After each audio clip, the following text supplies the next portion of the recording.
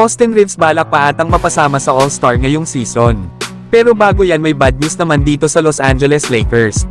Dahil kanina sa naging laban ng Sacramento Kings at Lakers, ay pagdating ng second half ay nagtamo naman ng oblique strain injury itong si Gabe Vincent. Dahilan para ilabas ito sa laro at nasa 7 minutes nga lang ang naging playing time nito. Na nakagawa naman ng 1 rebound at wala namang naitalang score. Sa ngayon ay hindi pa alam kung gaano kalala ang injury ni Gabe Vincent lalo at nasa isang buwan ang timeline nito kapag mild strains lang ito. Si Gabe Vincent pa naman sana ang ipinalit ni Coach JJ Redick sa pwesto ni LeBron bilang starter. Lalo at hindi nga naglaro si King James kanina dahil sa illness.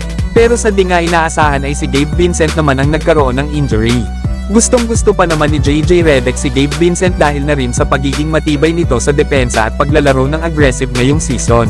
Kaya abangan na lang natin mga idol ang update na ilalabas ng Lakers regarding sa injury ni Gabe Vincent. Samantalang grabe naman ang naging performance nitong si Austin Reeves laban sa Sacramento Kings. Kailan nga lang nang gumawa ito ng triple-double sa pagkapanalo nila sa Golden State Warriors na may 26 points, 10 rebounds at 10 assists. Kasama pa ang naging game-winning layup nito sa Warriors.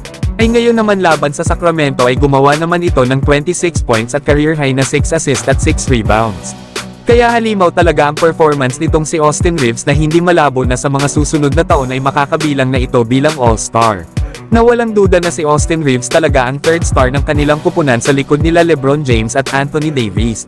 At ito nga ang iba sa mga naging highlights ni Austin Reeves kanina. Sa play nga na ito nakuha ng Lakers ang una nilang puntos mula sa 3-pointer ni Austin Reeves sa may corner. Ang gandang fake naman ang ginawa ni Austin Reeves dito kay Domantas Sabonis. Inakala nga nito na ipapasa ni Reeves ang bola kay Rui Hachimura. Kaya naman ay easy 2 points tuloy si Reeves sa kanyang layup.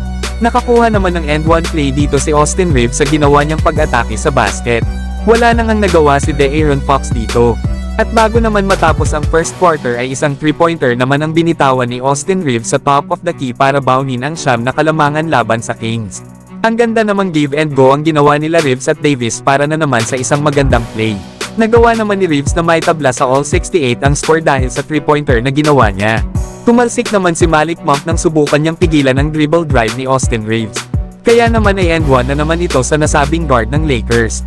Grabe naman ang ginawa dito ni Austin Reeves. Iwan naman si Kevin Huerter sa crossover ni Reeves habang sumabay pa si Alex Len sa floater na ginawa ni Reeves. Dito naman mga idol ay walang takot na inatake ni Reeves ang depensa ng Kings nang maiwanan niya si De'Aaron Fox. Sumabay pa nga si Keegan Murray sa layup ni Reeves pero baliwala lang ito sa nasabing guard ng Lakers.